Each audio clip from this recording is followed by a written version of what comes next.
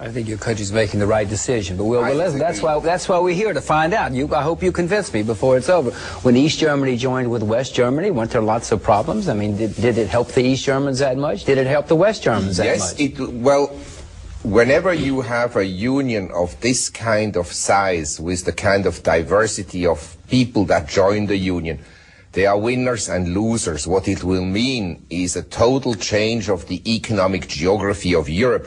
Before the Second World War, Czechoslovakia used to produce more goods than Austria. Estonia had higher exports than Finland.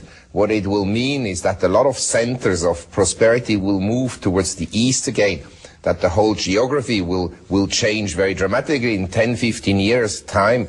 When you drive between Frankfurt and Moscow, you may hardly notice any difference on the way. Whereas 10 years ago, it was like day and night between Western Europe and Russia. But you talk about how the markets have gone up, and they have, but that's partly because Tony and other CEOs have been putting more money into the East Europe and Central Europe, but that's already happened. What happens now? Well, it will continue because the price level is still very low compared to, say, Western Europe. And so I think that over time there will be an arbitrage. People will move from Eastern Europe to Western Europe. They will assimilate in Western Europe. They will lower the cost of certain products and services, like if you build a house or you redo your house. Eastern European workers will do the job for much lower wages than Western European workers. That will increase the purchasing power of most households in Europe. In other words, their real purchasing power will move up and their standards of living will move up. But aren't the unions already screaming, we don't want these Eastern Europeans in here, these Central Europeans in here? Yes, I mean, I was in Warsaw last week at the occasion to celebrate the unification. But the point I made there, please do not emulate the bad habits which we have in Western Europe, which is high taxes.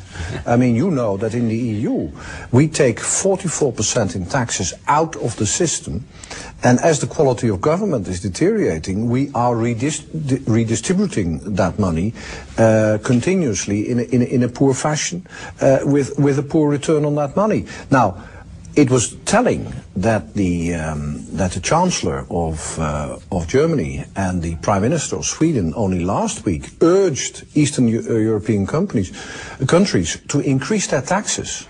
If they would do that, they would kill off economic growth and prosperity in these countries.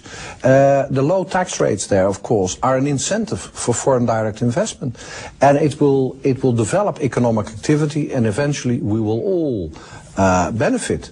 Now, I know that the average European citizen at this moment in time doesn't agree. About half of the people fear the unification because exactly they are afraid that they'll take away our jobs, that they will be prepared to work for lower wages.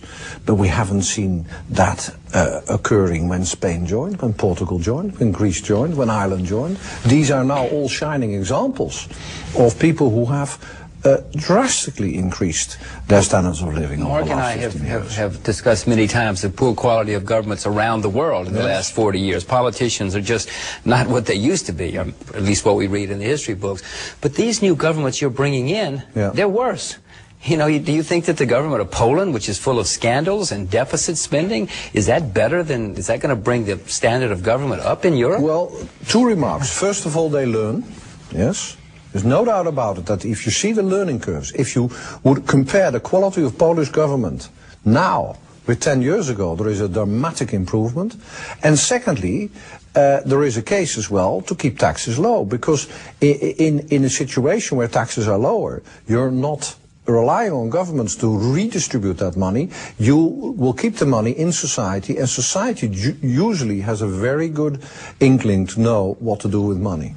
Yes, actually, again, I have to agree with Tony, because first of all, if you talk about bad government in Eastern Europe, yeah, at least if they're bad, they at least cost less than Western European governments. So, I mean, that is already an advantage. Secondly, for years and years, people said, oh, how bad the Chinese government is. As it turns out, the Chinese government is like a genius compared to the US government. And so I think these Eastern European countries, they are quite pragmatic and they can improve. At least they see the opportunity to attract business as a result of low taxation. Right, but back to the labor things, are the Western European governments going to let the Eastern European or the Central European laborers come here and work? But I tell you something, the choice for Europe is very simple. And that's why I'm very positive for this Eurozone. Either the Eastern European workers come to Western Europe or business will move to Eastern Europe and the unions will lose their power. This is the most important step in Europe, that the unions finally lose their power the way they lost their power in the United States. If that doesn't happen, either as a result of business moving to Eastern Europe or as workers coming into Western Europe, then Europe will have no manufacturing left anymore because everything will be done in China. Well, let's go. That is the choice. Let's go to that, because you both have said there's going to be a new revitalized Europe.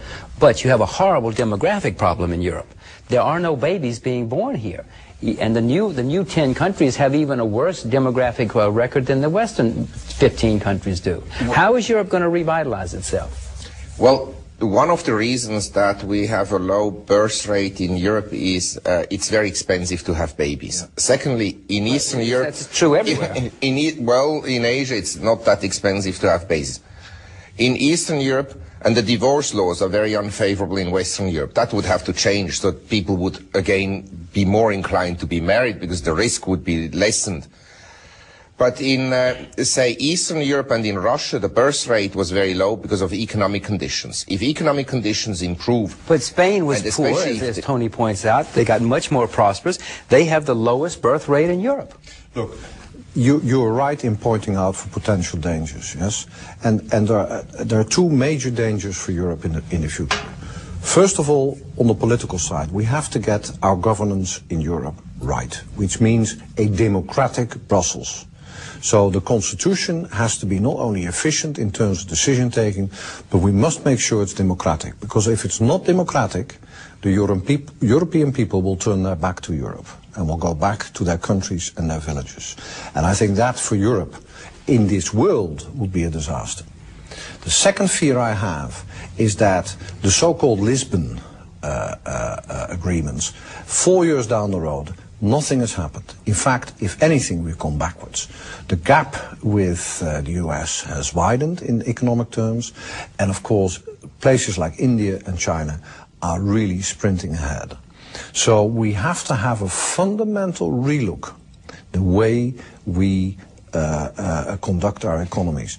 And this extremely high welfare state, social welfare state, which we have built, which, by the way, the price tag is very high taxes, will, on a global basis, not be sustainable. So that is going to be one of the very difficult processes Europe will have to go through over the next 10 to 25 years, is that we have to make and build our economies in a more competitive scene. I couldn't agree more, because you have this huge social welfare system, call it what, social safety net, what you will, but you don't have any young workers coming in because there's nobody being born. How does Europe survive? Under present projections, there will be no Spanish in 100 years. Well, you're absolutely right. So let's have a look again at the birth rate, which I agree with you, is approaching to a point where we can say it's becoming a disaster. Some projections show that in 30 years' time, the average age in Europe will be 15 to 20 years older than in the US. So we're approaching a disaster scenario. But let's analyze why people don't want babies anymore in Europe. Well, first of all, and I agree with you, having children is very expensive. Secondly, with our elaborate social welfare states, we in a way have replaced the family. In the old days, if you had a problem, you would go to your brother or your sister, your mother, or to your child.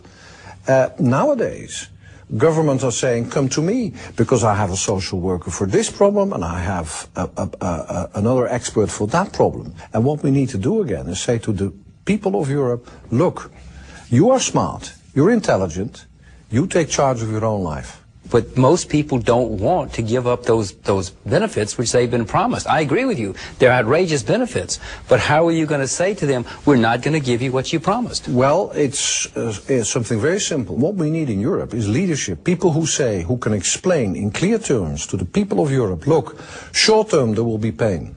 However, longer term, the gains will outweigh that for that, you need leadership. Do you see any on the horizon? You don't have to name names if you don't want to, but